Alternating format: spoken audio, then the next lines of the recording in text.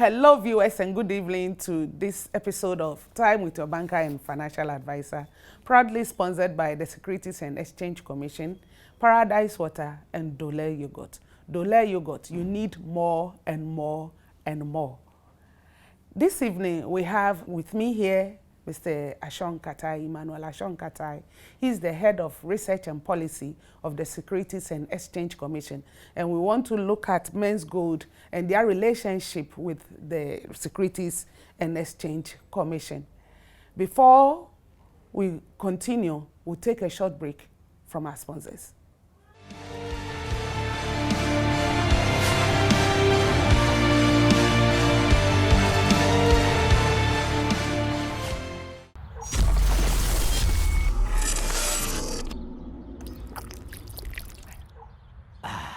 What a new way to cool off and quench your thirst. And now everyone is enjoying the surprising experience of Paradise Pack treated drinking water.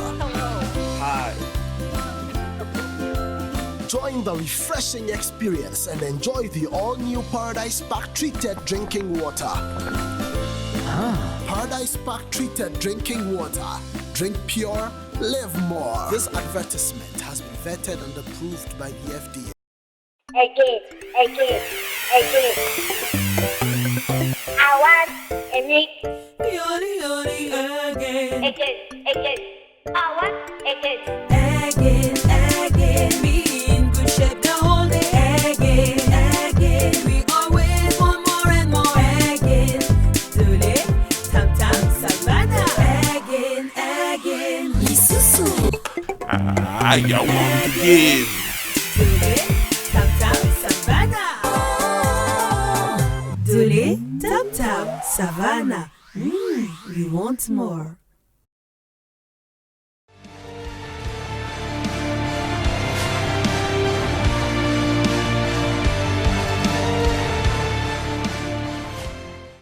Welcome back, viewers. I want to take this opportunity to give a shout out to Dennis Doche of Republic Bank Abankesi. Dennis Doche of Republic Bank Abankesi.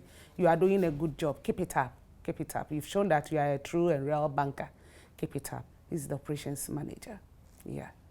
This evening, as I've already said, I have with me Mr. Emmanuel Ashon Katai. Sir, you are welcome and good evening. Thank you for having me. Yeah. Mr. Ashon Katai, we want to look at your relationship with the Menzgold issue, because people are saying that Securities and Exchange Commission don't have the mandate to close Menzgold down.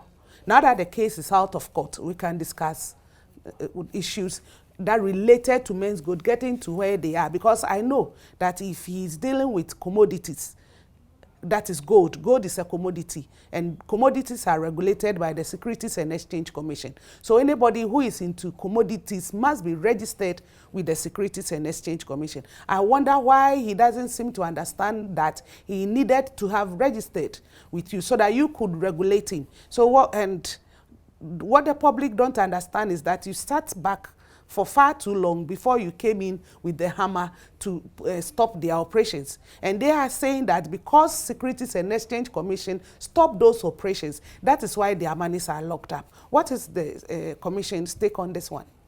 Well, it is one, very untrue that we stopped the operation. That the Menzgold closed themselves down. We didn't close Menzgold down, they closed themselves down. And you know that in the previous program, I said one of the signs that one can use to identify or detect a Ponzi scheme is that they do not like to be regulated. Ponzi schemes don't like to be regulated because they know that their activities are dubious. Are very dubious. So they always avoid regulation. And we started chasing Menzgold long ago. Bank of Ghana started it. You know, the financial sector, as I said, is divided into four. And we all play a role. We always cooperate. We work together in the sector. So Bank of Ghana started chasing them because Bank of Ghana thought that they were doing deposit taking. Yeah, they were even a microfinance because I remember they moving from Menz with a K to Men's with a C That's as a right. microfinance That's before they came on to collecting commodities, that is gold. Yeah. They started dealing in the commodity market. Yeah. You see, Ponzi schemes, they behave like chameleons. They like changing colors all the time because they want to evade regulation. Because there is no financial activity in this world that does not come under regulation everywhere in the world. Because you are taking people's We are taking money. people's money from the public. So once you take money from the public, you ought to be regulated so that you can report regularly to the regulator. So they will know what you are doing with those Exactly. people's monies. Exactly. And this is one of the means we use to protect investors and depositors, I mean the public. It is one. So they kept, telling Bank of Ghana that they don't come under their ambit and all that. No, but initially they were into microfinance. And Yes. microfinance is regulated by Bank the of central Ghana. bank. Exactly. Bank of Ghana, yeah. But they quickly moved out of that sector, claiming that the activities was purely gold trading. Meanwhile, they were taking money from the public. But what I don't understand is that when they were into it as a microfinance and Bank of Ghana stepped in, why wasn't he punished for not allowing Bank of Ghana to regulate him? But it looks as if from K he went to C, nothing was done. So he got the impudence to go further to Menzgold, because if from the onset he's been checked, we wouldn't have gotten to where we are now. No, the fact is that once Bank of Ghana moved in, because it was a microfinance institution, definitely automatically they come under Bank of Ghana. So that one is so they stopped. beyond your jurisdiction. Exactly. They stopped and moved into a new thing. They claim they have moved into a new area. But what I don't into understand is why microfinance. nothing was done to him when he was into the microfinance and he left to other areas. What happened to those monies he collected under the microfinance? But that one looks as if I'm pushing you out of your area, because that is more of monetary market issues it's Bank of and Ghana not issue. capital market. Yeah. So when he moved from the microfinance, nothing was done to him. I don't know whether they actually asked him to pay the depositors off or whatever, because that one is not your area. So let's look at the commodity. From there he went to collectibles, that is commodities, and he went into gold, that he was regulated by the Ghana Minerals Commission. Yes, yeah. He went for a license from Minerals Commission to trade in gold. That is fine. We don't have a problem when you are trading in gold. The problem is that when we are offering returns that are ridiculous. Very ridiculous. You see, once you offer returns, it means it's an investment product. Yeah. So we suspected him to be doing some level of investment. So when we are offering returns, that means that you are also investing in some area that will give you return. That's for you right. to be able to also give a portion to those investors. That's what he claimed, that they were sharing profits. That is it. Okay. But when you look at, we do a lot of analysis at the commission. We don't just get up and work. We look at gold trade, the index and all that, on the world commodities market. And when you look at the difference compared to the return that he was giving to investors, it wasn't making sense. Gold itself was losing value. Exactly. Yet he was still giving high returns. And when you speak to investors, they tell you, for them, they are not trading. They are investing. That's what they claim. When you speak to who? Some of the investors. Yeah, you speak to them. And in fact, we also did some mystery shopping. We went there ourselves to buy. The Bank of Ghana also did mystery shopping to buy and see what was actually happening. Then we discovered that, no, there was something fishy around it. So, they've been posturing. We even went to Minerals Commission. We had discussion with them. They showed evidence of their license for gold trading. And in fact, the conditions behind their license was purely to trade gold. So, Minerals Commission told SEC that if we think they have strayed into our area, then we have every right to move in and stop them from straying into the investment space, right? Which we did. But the fact is that we can't just move in. We have to cooperate. We wrote several letters to them requesting for certain basic information for us to make up our mind whether they're actually trading gold or they are doing investments, right? But they refused. Each time we went in, they refused. So we had to issue a public statement. So, yes. And public statement is also part of our regulatory tools. Our job is investor protection. So when we find something fishy, we need to alert the public that please be very careful. These people they don't have our license to operate. So when you are giving them money, please be careful. And that warning is enough. You did that. We did that. It's enough.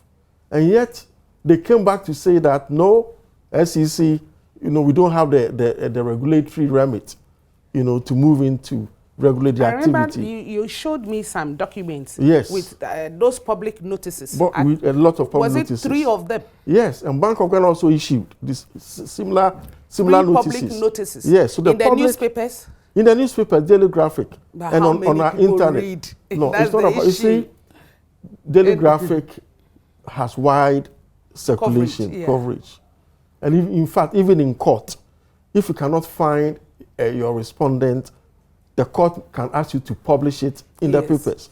Whether you see it or not, it's an information to the world. Exactly. It's an information to the world. So you have published. Yes. And also investment is not just like buying tomatoes. You just go in and pick it.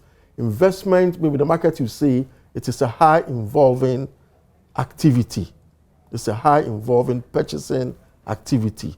You need to think deep. You need to ask questions. You need to look for information before you invest. That is why we don't allow people to go straight to the Ghana Stock Exchange to trade directly. Mm-hmm. You have to go through your broker or an investment advisor, and that is investment. You can't just get up and invest anyhow. Start investing. No, we don't do that. And in large sums of money. Large sums of money. So you don't risk by going directly. Look for an advisor. Seek for information. And that is key. And I think that the public is advised that before they invest anywhere, they should look for information. But let me ask you this question. You said you did not close down Menzgold. We didn't close down Menzgold. Can you explain that statement? We did not close down Menzgold. In the commission, we developed a lot of hypotheses. And then we were trying to look for information to test where it fits. We had a lot of, if it's a gold trading, definitely it will tell us that, our suspicions cannot be confirmed. We suspected them to be doing Ponzi scheme or money laundering. These are the 2 key things that we suspected them of doing. And we didn't close them. So because that Ponzi schemes exist, they survive on fresh money coming from fresh investors. We just told them to stop that activity. Stop taking new deposits. Stop taking new deposits. Stop taking it. But we didn't say close down. Okay. We said stop taking new deposit. Okay. You can go in and do your business. Do your business. So if it's a genuine business, you will trade with what you have. Exactly. And customers who don't have any cause to complain that they haven't received their money. What you have. It's a business. So exactly. It's ongoing. Exactly. It's a going concern. Going concern. If you are really trading and making profit, then whatever you have, trade and make profit. Apart from that, if you are retaining profit, you should be able to trade with that profit. Exactly. And then satisfy the your customers. You pay your obligations. Exactly. That's when they fall due. Exactly. So we didn't close them down. We said don't take fresh deposits. Carry on with your business. But they are smart. They know what they were doing. So they said, look, it is SEC that has stopped us. It's Securities and Exchange Commission that has stopped us. We did not stop them. So you did not stop them. We did not stop them. You just advised that stop taking new deposits. Exactly. And their deposit is the taking on of new gold or what? Exactly. That's what What were they doing exactly? Well, they said they were selling gold. And actually, my suspicion is that they were not just selling the gold. It's the same gold that they were taking back. That one you don't have facts to prove that. But normally it's a hypothesis. You have to draw it.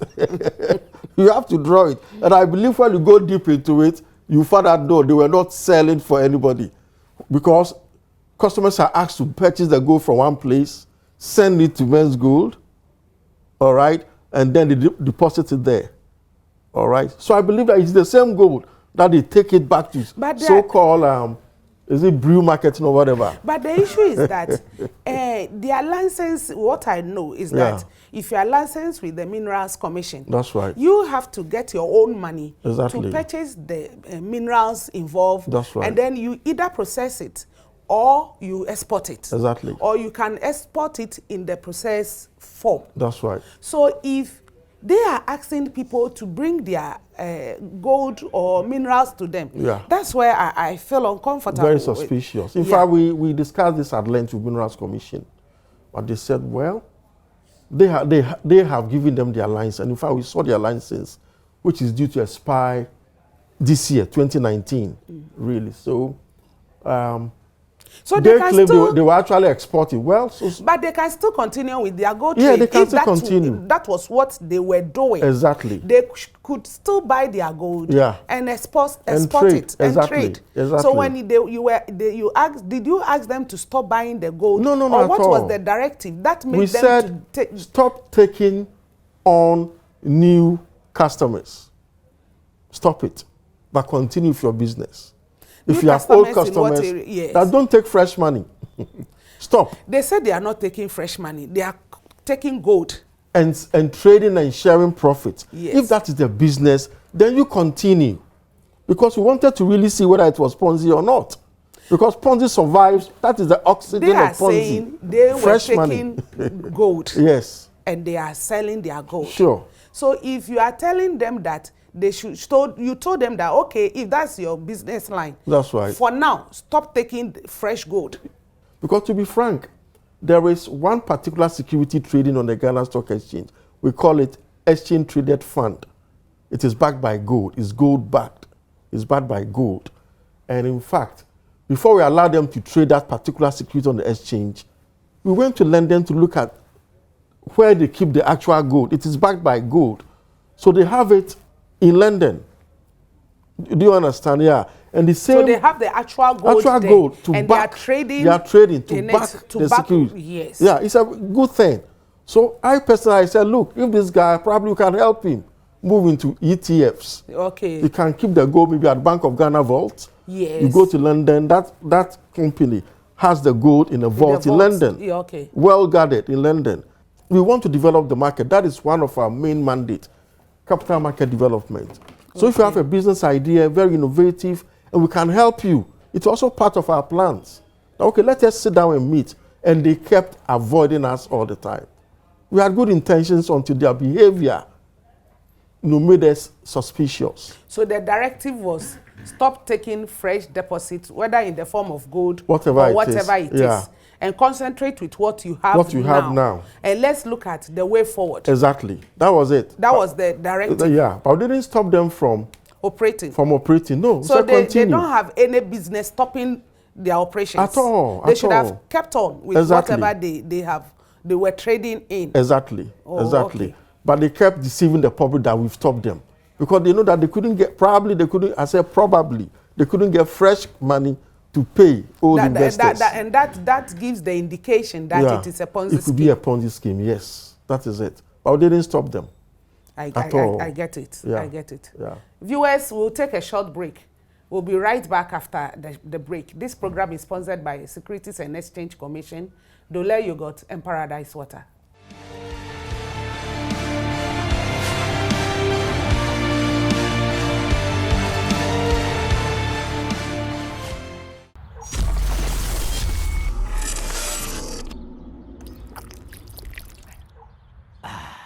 What a new way to cool off and quench your thirst. And now everyone is enjoying the surprising experience of Paradise Pack treated drinking water. Hi. Join the refreshing experience and enjoy the all-new Paradise Pack treated drinking water. Paradise Pack treated drinking water. Drink pure, live more. This advertisement has been vetted and approved by the FDA. Again. I want a mix. Again. I want again. Again, be in good shape the whole day. Again, we always want more and more. Again, Dole,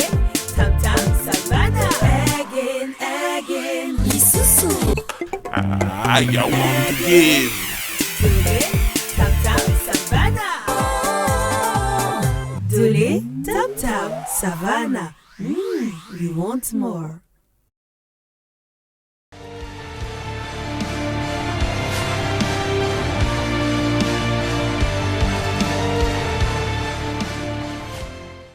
Welcome back, viewers. For a great start to your day, try Dole fruit yogurt. Dole fruit yogurt is delicious, creamy, and thick, and it's your best choice of refreshment any day during your busy schedules and relaxing moments. It comes in fruit cocktail, strawberry, vanilla, and natural colors. Dole fruit yogurt is very nutritious.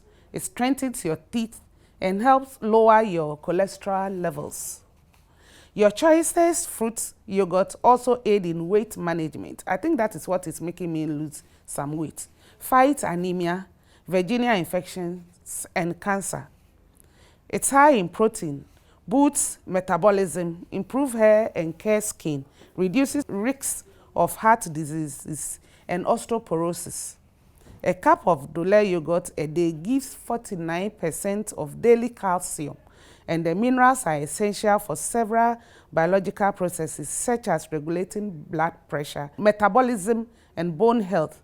Dole yogurt, you need more and more and more. Dole yogurt can be found in any supermarket and the malls. If you want to buy on wholesale basis, you can locate them on the Spintex Road. Dole yogurt, you need more and more. Mr. Shonkatai, so you did not stop them. They did not close them down. They closed themselves They down. closed themselves down Exactly. Because they knew what they were doing. Because we cut off the oxygen so they for Ponzi scheme. The oxygen is fresh money to pay off old investors. So when you cut off that oxygen, they'll be exposed. So we didn't close them down. They closed themselves down. That is it. So and now, they deceived the public that we have closed them down. No. So what happened? The other day we were discussing, and you said these Ponzi schemes. How do the payment goes on? You were telling me that those people who took their money initially must cough the profits or the interest they earn. Yeah, you find the US. The fact is that they don't have any assets. Okay. Because they don't invest the money anywhere. Unlike banks and other institutions, at least we can get hold of certain assets, sell those assets, and use the proceeds to pay investors. Ponzi schemes don't invest in any assets. So that's the difficulty in it. So they don't have any assets at all. So what they normally, in the US, what they do is that the old investors who gained from fresh investors' money, they are traced. And then the profits that they made are taken off from them and given to the fresh investors and also all donations that they made, all the donations, sponsorship, everything to any institution, to individuals. Those individuals are also traced and are made to refund those monies. They were sponsors of, they said, the Ghana Lake. Because the money is not a genuine money, they'll be forced to, GFA may be forced to pay back the money. If you really want to pay investors, so you have to go after them. So you want to say that all those artists he sponsored, Shatawale, they have to pay back. The Premier League, exactly. They must all cough the money. They have to cough back. That is how we deal with Ponzi schemes. It's going to be very difficult. Yes, they have to look for the money. It's not a genuine money. So all those charity he's been into must cough. Yeah, that is how it is treated. It's not a genuine money. It belongs to the investors who've lost. But can it be possible here in Ghana? For the we have to make it possible. The system works. Yeah, we have to make it possible. Maybe the individuals too may have assets that can be seized, that can be sold. Because people are crying for their money, isn't it? So that means that it will go beyond, hey, this is a serious matter. It's a serious thing, yeah. So if, for instance, I know he gave a car to some artists, and he built houses. Yeah, all those things doesn't belong to Menzgold nor to the directors. So we also go for must come. Those monies must come. And we also have to go after the directors. Look for their assets, seize their assets. And take possession of them, sell them to pay those who've lost money. Unfortunately, in this country, we don't have what you call investor protection fund. In the US, they have it. Nigeria, other places have it. We are here to have it. So there is no money to fall on to pay those who have lost money. So that means that we must apply this. That's the best way if you want to, at least. But it may not be able to pay everybody because. But at least it could cushion if you lose few. It's because I know people have put in a lot. A lot, that's right. The other day, a woman was on with them. Yes, or was on then the money she's talking. Yeah. It's no small money. It's no small money. So at least if you've put in, let's say, 1 million Ghana cedis and you can recover all, and you recover maybe 800,000 or 500,000. Well, exactly. It's not bad. It's better than losing everything. Yeah. And you are saying that we need to trace to those places he gave free money to. That's right. They have to pay. Then that means that by this time you should get hold of their books. Now that's the difficulty we have now. Now the place is closed. The directors, we can't find the directors.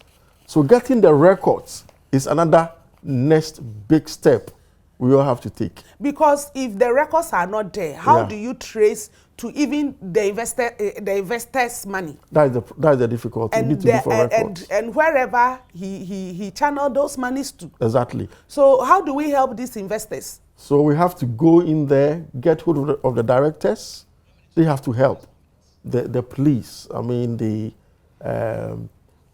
Attorney General and the police and SEC, all of us must come together to see how best we can trace the assets. And the arrest warrant, what are you doing about that one? That one, I think the security agencies are handling it. You know, they are handling it as the public have been made aware. But I think SEC and the security agencies must act quickly so that we can get access to the books. Exactly, that's the most important thing. Yes, because without that, you don't even know whose monies are there and in what amount. Exactly. So we are very much alert, and I think the security agencies should even go and cordon off all their various offices. They should station police people there so that nobody goes in there to take anything. What's your last word on this one? One, in addition to getting hold of their records, we can also rely on the public for information. Those who know where the assets are can come forward and maybe report to the police. So you are now appealing to the public? To the public to do so. And also the public is warned that they should be very, very careful of this Ponzi scheme. They are still around. Ponzi scheme do not go away. Thank you. Thank you for coming. Yeah, thank you. Viewers, this have been very educative. I think we must be wise when we're taking steps to put our money somewhere. Thanks for watching Time with Your Banker and Financial Advisor, sponsored by Securities and Exchange Commission, Dole Yogurt, and Paradise Water.